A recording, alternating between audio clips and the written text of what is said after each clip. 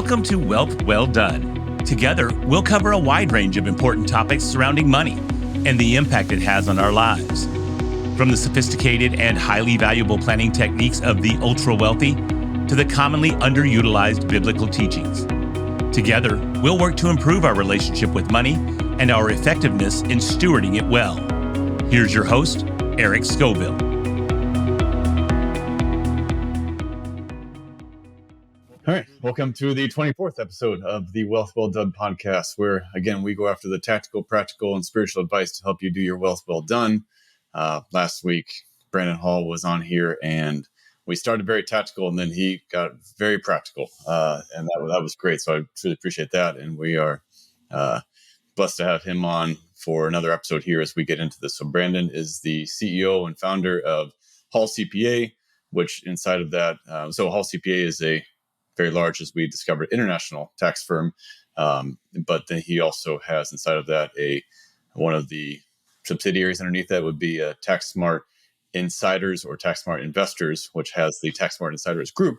Inside of that, this forum that you can use to get incredible tax answers to all of your questions. And so we dug into that. We're gonna hit a quick disclaimer here and then jump right into some more meat. So thank you again, Brandon, for being on.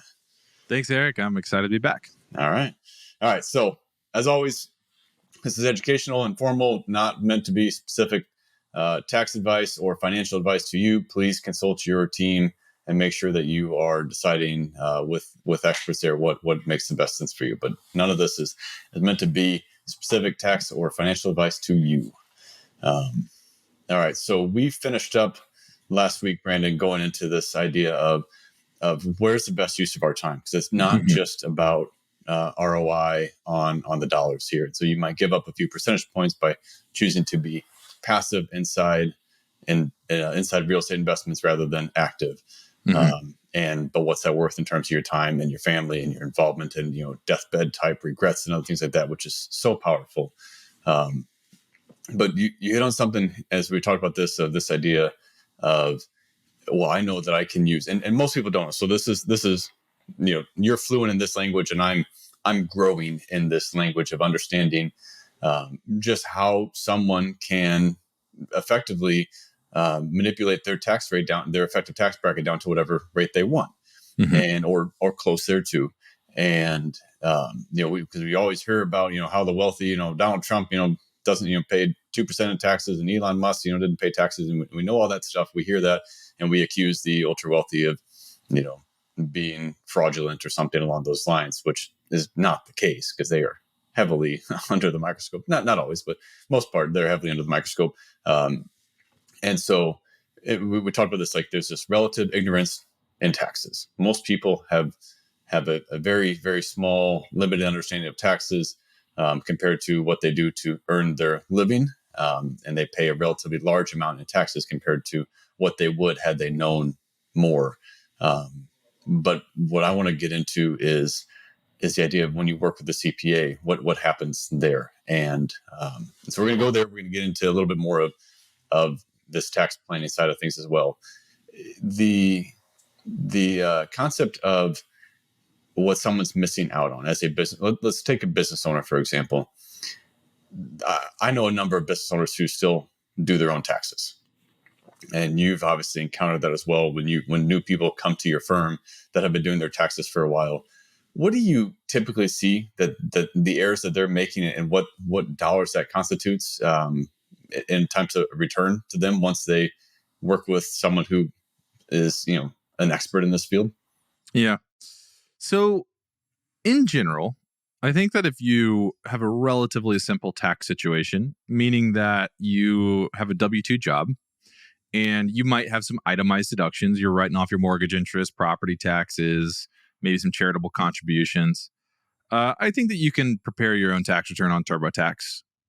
Yeah. I think that the mistake is thinking that because I've been preparing my return on TurboTax for some time, because I've had a simple situation, I can also prepare my own return when I start my Schedule C business or when I start investing in real estate. Because the second that you add a business or a rental property to your return, you've just 10x the complexity.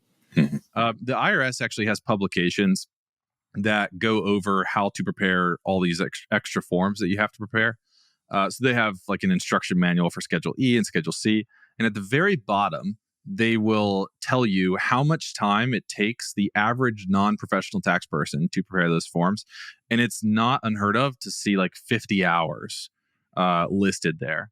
So again, the what a lot of people, the mistake. Not that the average person, non-professional, spends 50 hours doing this. Right. They should. Right.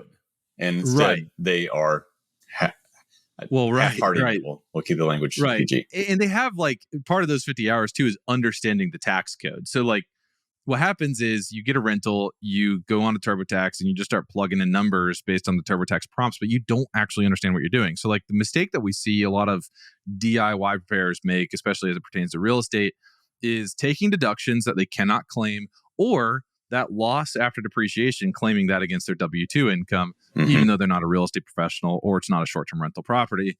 And if we take it further, because sometimes people can figure that out. So sometimes there are really good DIY tax preparers. Like they actually want to learn the tax code and they spend a lot of time learning it and reading it and consuming content. They will still, they'll get like a good Schedule E prepared, but they'll miss like partial asset dispositions. They'll miss the 2013 tangible property regulations and everything inside of that because that's like the next level of expertise. So you are costing yourself, and I know that this probably sounds self-serving because I'm a CPA and I provide tax preparation services, but believe me, if I didn't have to provide tax preparation services, I would not. Tax preparation is like, it's one of the hardest businesses to run. Nobody's happy with tax preparation. The clients aren't happy because my CPA takes forever to get the stuff done. They sent me this 50-page organizer. The CPAs aren't happy because we've got a ton of tax returns to do and we don't get a life, right? So nobody's happy. So if I didn't have to prepare tax returns, I wouldn't. But the reality is that it's still better to get somebody that understands this process and how to complete the forms and all the stuff that goes behind it, rather than doing it yourself, because you are costing yourself money. You will make mistakes that cost money, but even if you don't make mistakes that cost money, you are costing yourself money and or time. And if you could have spent the same time growing your business or expanding your income, you are absolutely costing yourself money. And you have to look at it like that. Right. A lot of DIY preparers, they prepare them on TurboTax for like $90. They add a rental property. They call us up and we go, it's going to be $2,000. And they throw up, right? They're like, well, I'm just going to self-prepare. I can't spend I've never spent more than $100 on my tax return. I'm not going to do that. Yeah. Dude, oh my gosh, cool. Go do it. You spent 20 hours preparing your own tax return and you still made mistakes. So was that worth it? Was your time worth $100 an hour? You got to value yourself more, man. Right. you gotta like, gosh, I don't know. I target like $500 an hour. If it's less than $500 an hour, I'm outsourcing it. Yeah, absolutely. All right. Next question, kind of going off on that. Help someone, and just this is just brief, but so let's only spend a couple minutes because I want to get into some other pieces. But for a business owner who's trying to decide LLC, S-Corp, C-Corp, can you give just paint a broad brush there of when is the right time to, especially when's the right time to go from LLC to an S or to be taxed as an S-Corp? Sure. So when you are starting a business, start with an LLC. Technically, you don't even need an LLC. This is like, so an LLC is primarily for legal protection. So depending on what type of business you're starting, you should start by analyzing, do I need legal protection? Do I need asset protection, right? Do I need to limit my liability coming out of this business? So, if you're doing professional services, like running a CPA firm, that has liability versus starting a flower shop probably doesn't have that much liability, right? So you start by assessing, do I have liability? And you want to do this with an attorney. So everything that I just said is not legal advice. Make sure that you touch base with an attorney on this. Right. It is worth paying the attorney $200 for their time to have a conversation around, do I need an LLC or not? So once you get to the, I need an LLC for liability protection, you can tax that LLC in a number of different ways. The default tax structure for an LLC is partnership. And that's true even if you're a single member LLC. So if I own 100% of my LLC it's still going to be taxed as a partnership. But what that means is it's just following the partnership tax laws. And that's just saying everything passes through to the owner. And because it's 100% owned, it's disregarded for tax purposes. So I'm still going to put it on Schedule C as if I don't have an LLC. All right. And I know that's a little confusing, but it's just really kind of a simplified way to look at it. So if I could set an LLC up, everything passes through to me. I report it on Schedule C if I own 100%, as if the LLC doesn't exist. But when I have an LLC, I have the ability to tax my LLC as something other than a partnership. So I can tax my LLC as an S corporation or as a C corporation if I so choose. Most people will tax their LLCs as an S corporation once they hit a certain earnings threshold. That earnings threshold used to be about $50,000. Now it's probably like $80,000 to $90,000 because of QBI, qualified business income, which is that 20% deduction on my business income. And I can explain a little bit of that if you want me to. Okay, so when let's say that I'm netting $100,000 and I'm reporting it on Schedule C. I pay a 15.3% self-employment tax on that $100,000 before we even consider my marginal tax and my state tax rates. Yep. All right. And that 15.3 self-employment tax is both halves of the employer and employee FICA and Social Security taxes, Medicare and Social Security taxes. Sorry. So FICA taxes. So when you're a W-2 employee, you pay that 7.65% payroll tax, and your employer pays that 7.65% payroll tax, right? That you pay one half of Social Security, your employer pays one half. You pay one half of Medicare, your employer pays one half. When you're your own employer, when you run a business, you get the wonderful privilege of paying both halves, the employer and the employee. So now your tax rate's 15.3% on every dollar of net income that you earn. And again, that's before we even factor in my marginal and state taxes. So you can very quickly get to like a 50% effective tax rate running a business. One way to reduce exposure to that FICA tax is to tax my LLC as an S corporation. Because when I tax my LLC as an S corporation, I'm going to pay myself a W-2 wage.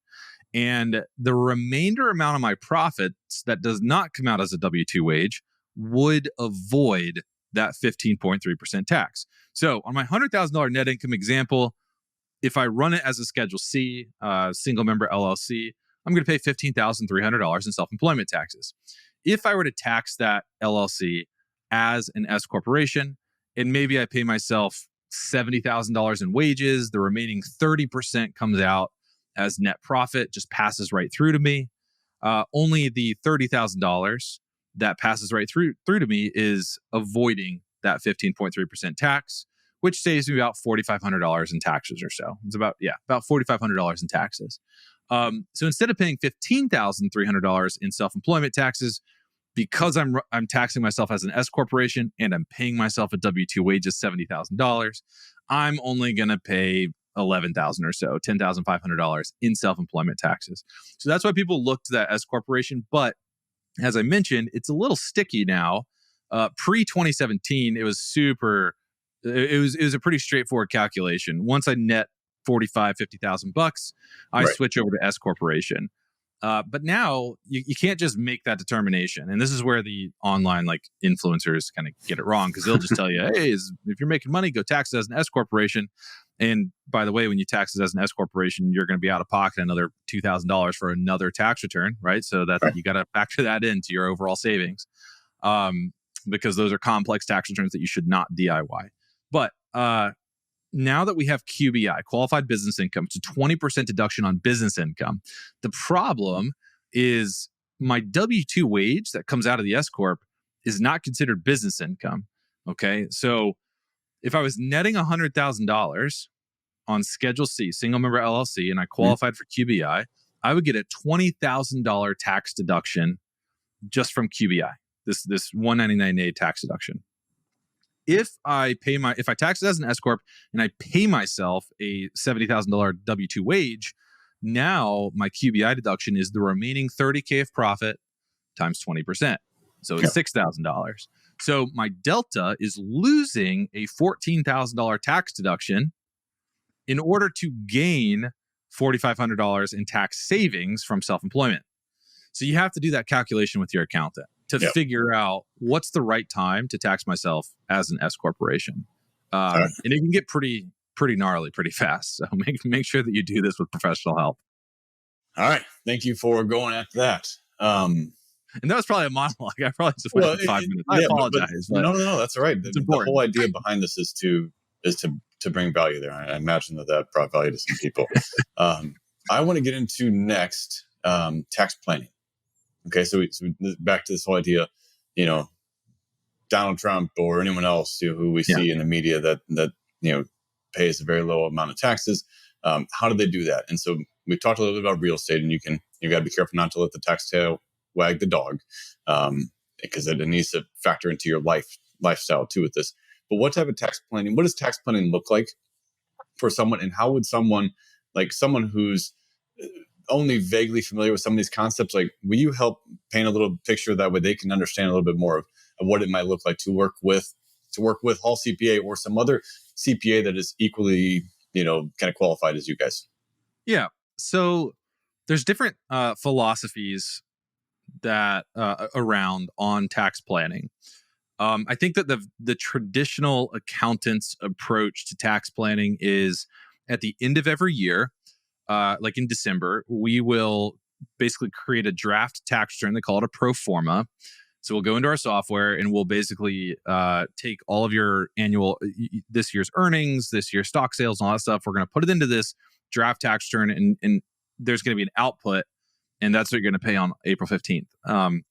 A lot of that's the traditional view of what tax planning means. It's planning for the future payment that I'm going to owe. Right. And then with that too, there'll be like a quarterly touch base, like, hey, make sure that you pay $15,000 this quarter in estimated payments. And that's valuable to a degree, but it's not very proactive. So our approach to tax planning is intake a client. So new client comes on board. We front load a lot of the strategy call. We call them strategy calls, but a lot of the planning calls. So in the first 30 days of a new client coming on board, we're going to have multiple calls with them to understand what are their goals, what are they trying to achieve, what does their situation look like, and then we're going to follow that up with, hey, based on what you told us, here are the highest ticket items for you to focus on. So we will basically map it out with an action plan and show people you need to be knocking this thing down or these steps down by the end of the year or by this due date in order to optimize your tax position. So we kind of do more of this. It's almost like, honestly, it's almost like education, to be honest. I mean, it's a lot of us doing an intake and doing an analysis, but then we have to teach the client why this is important to them and what they need to do specifically in order to execute on the strategy that we are essentially proposing to them. But we, even then we take a different approach to, I think what a lot, even some accountants that have followed in our footsteps and kind of copied our model. What they do is they will pitch you like 100 strategies. And again, like we're very big believers of return on your time, return on hassle. Like if you haven't picked that up yet, then go back and listen to the other episode that we just filmed. I value my time and I value my client's time, and all of our advisors value our client's time. So we're not going to go pitch 100 strategies for you because one, are you really going to read that document? Two, if you did, are you really going to understand it? And three, are you actually going to execute on all that stuff? Probably not. So what we do instead is we try to sift through and figure out what are the top 3 to 5 things that we want you to focus on. And then we're going to hold you accountable to that over, the next year of working together. So that's our approach to tax planning. It's a little unconventional. It's not just a once a year, here's your pro forma, here's what you're going to owe in April. It's an ongoing relationship that we're developing with the client to understand who they are, what their goals are, and what strategies we can kind of layer into their life so that they can mitigate taxes without having to go way out of their way and do something they don't want to do. We've told people, the short-term rental loophole is amazing, but like, it's not for you. You're not like, if I went to a CPA, me personally, if I went to a CPA and they pitched me on a short-term rental loophole, hopefully they asked enough questions to realize I value my time and not to say that like, that's not valuable. It is, but the way that I value my time, I don't want to self-manage a short-term rental. So hopefully they figure that out and they say, yeah, you could save money, but like, this doesn't align with who you are and what you want now. That's what we try to do with our clients. I love it. And it's to to any listeners who are just used to I go to my CPA, I give them all the info that they need, and then they tell me, they do their best to lower my taxes. If that's all you've seen, like there's just such another world out there when you find the right CPA. And so, actually, so if you are talking to your CPA once a year for the purpose of completing your tax return, you are not getting tax planning. No, they might save you money, and they will absolutely tell you that they save you money, and you'll probably feel good about it.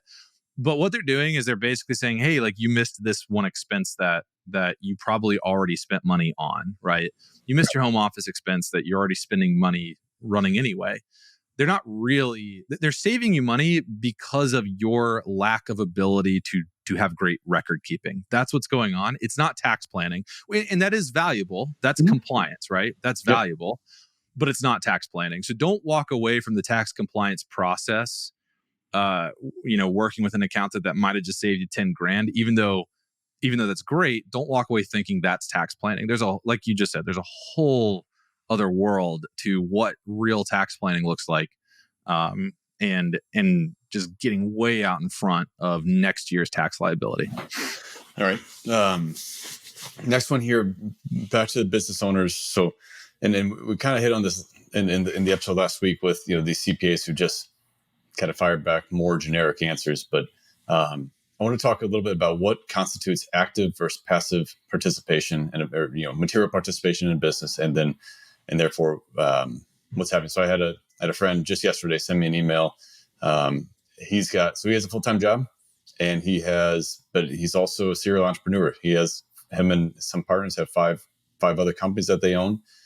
Two of those companies he has over 500 hours in. The other three he actively manages, sets the strategies, helps manage. He just might have, he certainly has less than 500 hours. And so some of those he might have up to 100, or, he might hit that 100-hour mark, but might not be the only one with 100. But his CPA just automatically fired back saying, nope, none of those count as active income, without asking the question about how many hours he has and getting interested in that, and just said, nope, those are all passive. So therefore he's missing out on, rightfully being able to lower his taxable income right now at a point so he's going to pay more money in taxes when he's at that, that early inflection point in a business where cash flow matters so much.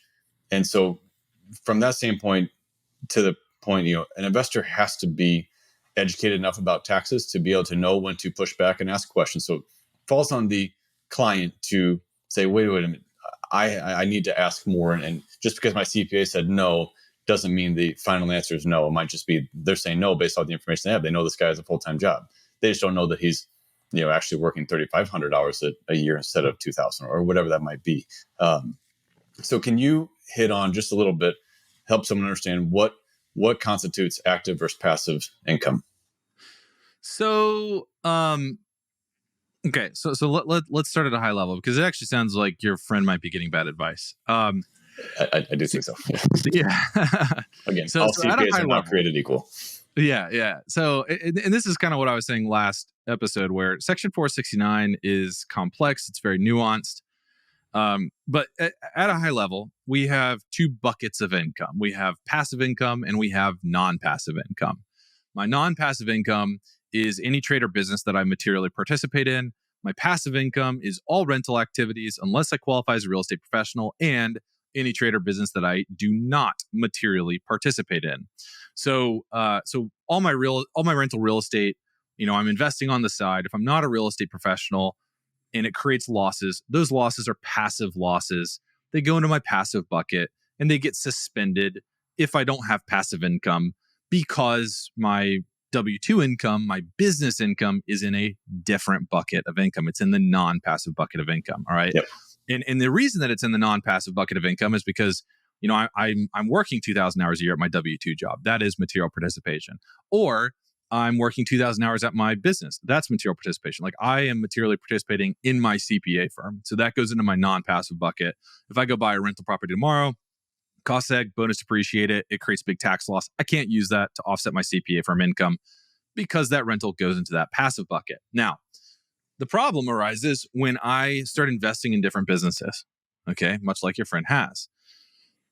When I start investing in different businesses, there are different opportunities. Depending on my role, I may or may not be materially participating in each one of those additional businesses. But in general, there are seven material participation tests. You only have to meet one of them. It is looked at on an activity by activity basis.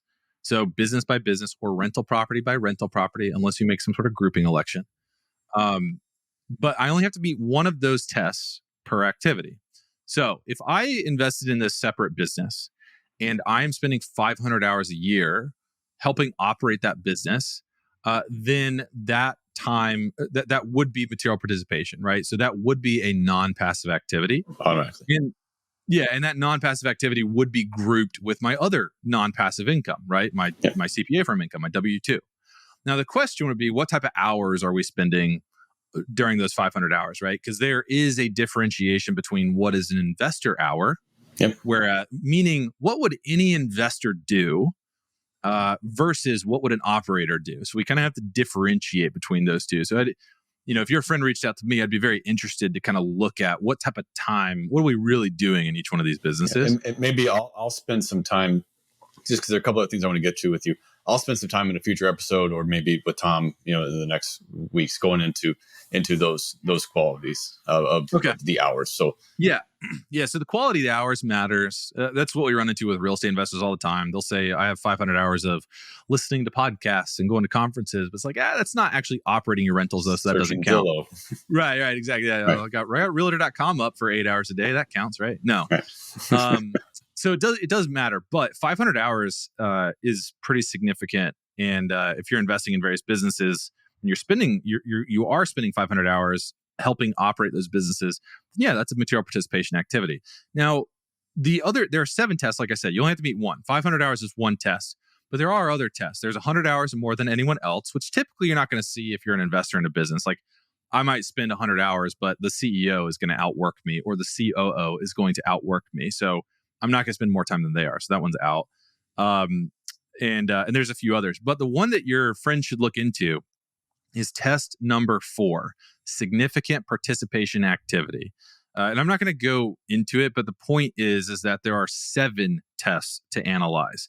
And your friend might qualify the other businesses that don't hit that 500-hour rule. Your friend might actually qualify under the significant participation activity test, which would need a reading of based on his facts and circumstances. But typically with businesses, like if you're like actively involved, you might be able to qualify under that significant participation activity test and make those businesses non-passive. But it could also be beneficial to leave the businesses as passive, because if I invest in like a hair salon and the profits coming back to me, like I'm not materially participating in this hair salon, I don't help with operations, I'm not on the board, I'm not doing anything. I just put $100K up. I get $10,000 a year in profit share. That's $10,000 of passive income. Now I can go and buy a rental property, and I can create a tax loss from the rental property, and I can use that passive loss from the rental property to offset the passive income from the hair salon. So it doesn't have to be like rental property to rental property. It's just passive business to passive business. So you can kind of do a rich dad, poor dad on steroids type of situation where you have a bunch of these passive business investments that generate income and then use rental real estate to offset it. We actually do this a lot with our physicians. They'll buy into surgical centers that they are not materially participating in, but those surgical centers spit off cash flow. Right. So then we go build this rental portfolio, and we don't have to worry about qualifying as a real estate professional because it's all passive, right? It's easy. Yeah. All right. Very good. So next one here, just with the time we have left, let's get into audits. I want to kind of demystify audits a little bit. So I've got, friends and clients who have experienced audits, and sometimes they're horror stories, sometimes they're not. But what do you experience with audits? How scared of an audit should a client be, especially as we do this tax planning? A lot of people and a lot of CPAs tell their clients to shy away from audits because of the what if factor of, what if you get audited? So we just would rather not take any risk. So can you go after that a little bit? Just talk about audits. Sure. I think people have an unfounded fear of being audited.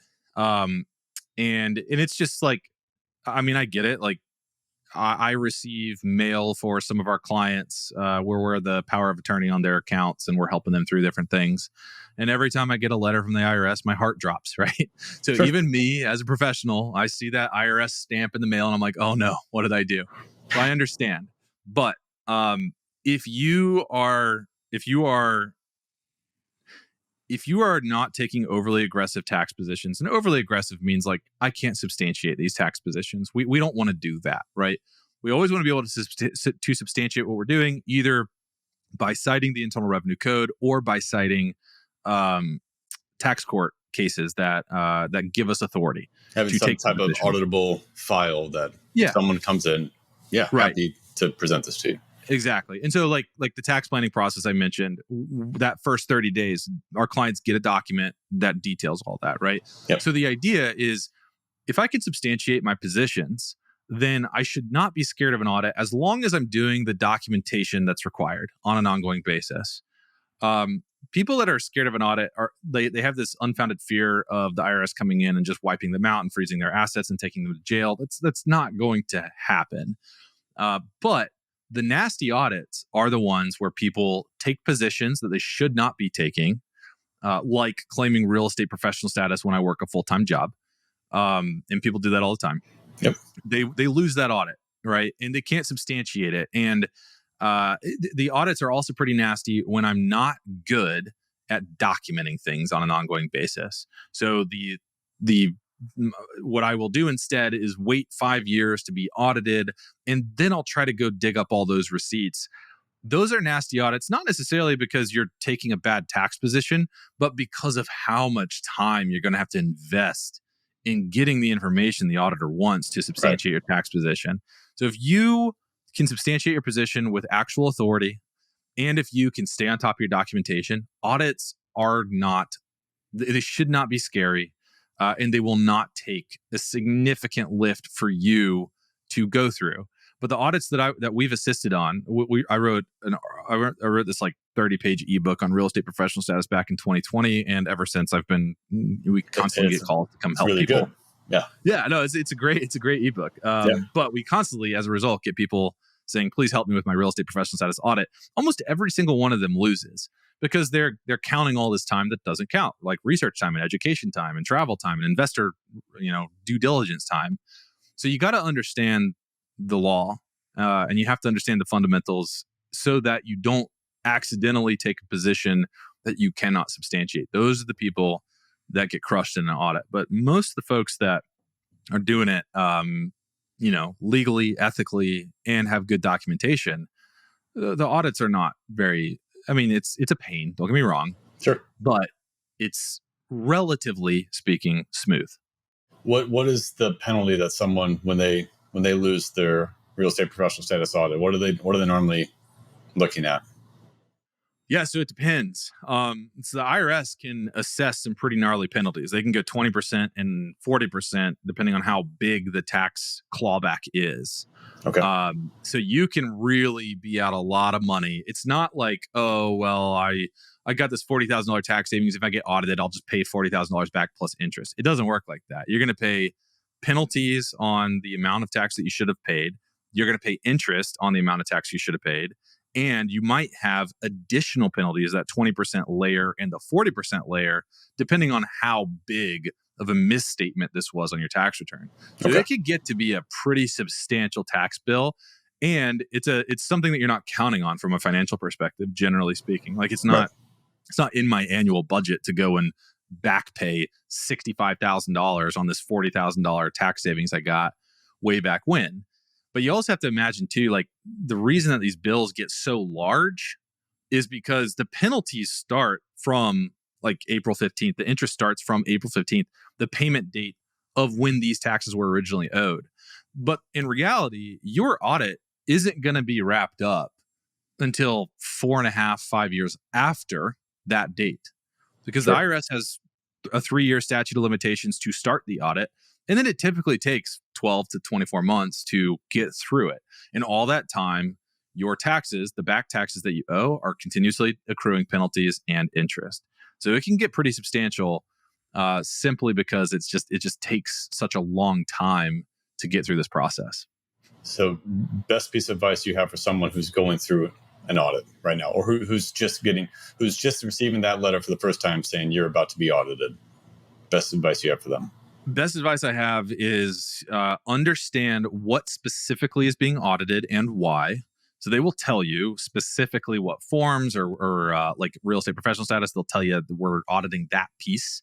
Yep. So understand exactly what they're auditing. Do some due diligence to try to figure out, did you accidentally take a position that you should not have taken? And if that's not true, if you took a position that you can substantiate, then continue fighting the audit. If you took a position you should not have taken, that's probably when you want to loop in a tax attorney and try to figure out if you can quickly get to settlement, maybe even waive penalties. So you definitely want a tax attorney to help you at that point. And help you close that audit out as quickly as possible. All right. So all attorneys are not the same, and state attorney is not going to be the one to help you with the tax audit. Right. All CPAs are not the same. Can you get into, to kind of wrap this up here? We've got a number of real estate investors who listen to this. What is unique about Hall CPA? We talked a little bit about you handle these syndications and that side. And I think that's phenomenal. I've got some people I'm excited to introduce you to there. Yeah. But in terms of going after the individuals here, what's unique about Hall CPA? So I think there are three things that are unique about our firm. The first is that we niche in real estate. If you are investing in real estate, you cannot at this point throw anything at us that we have not seen before. We also invest in real estate ourselves. Like I said, I have 25 units. One of my partners has 150 units. Most of our employees own rental real estate to some degree. So you're talking investor to investor as well as investor to tax professional, which is kind of cool. The second thing that makes us unique is the process that we have developed to help clients mitigate their tax positions. We kind of touched on it. We always start with tax planning. There is a 12-month process to it. The first 30 days are pretty intensive in terms of getting to know you and going through your situation, and then delivering a tax plan to you. And that process, like, clients love that process.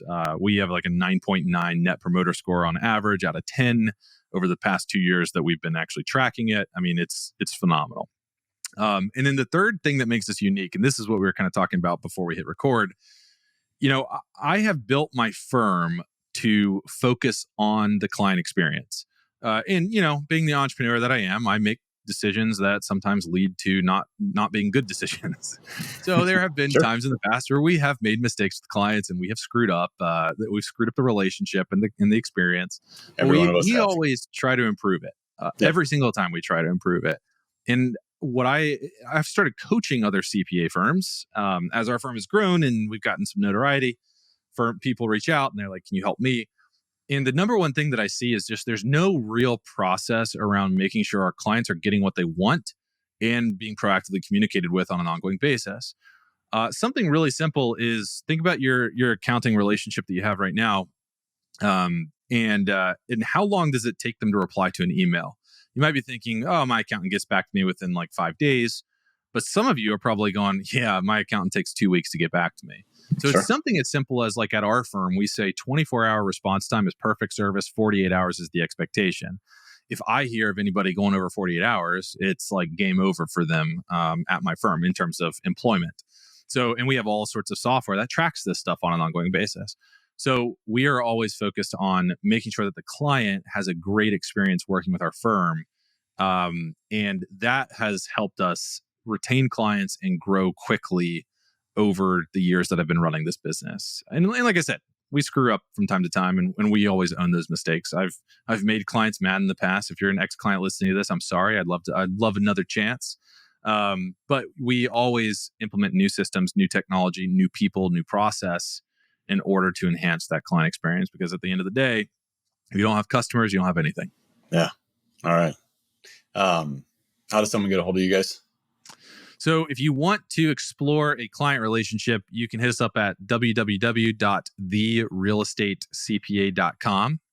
And you mentioned it a little bit ago, but if you are interested in checking out our TaxSmart Insiders, what did I just say? Yeah, if you're interested in checking out our TaxSmart Insiders community, which is kind of the bridge between free content and premium service, you can go to taxsmartinvestors.com/free-trial. So either one of those, we'd love to have you.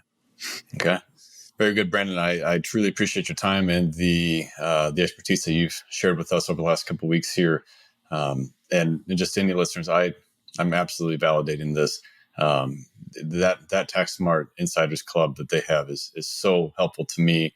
And like I said, I'm excited to start sending some clients your way on the CPA side, because it's just it's hard to calculate a value to having someone who really understands that, because it's got an exponential return. It's not just what we see today, but it's where you're helping them grow to in the future. And it's not all about dollars and cents. It's also about life and everything else. And I think that you bring that perspective into it is incredibly unique. And I just applaud and appreciate that. And so again, thank you for your time today. And I would strongly encourage people to absolutely reach out to Hull CPA, as well as check out this Tax Smart Investors website.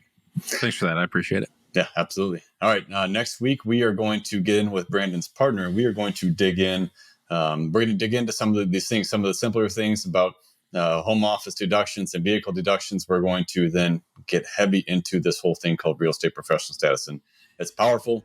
It's not meant for everyone. So we're going to dig into that. So thank you very much. Thank you again for listening to Wealth Well Done. Be sure to subscribe to the show on your favorite podcast player, and together we'll continue to improve our relationship with money and our effectiveness in stewarding it well.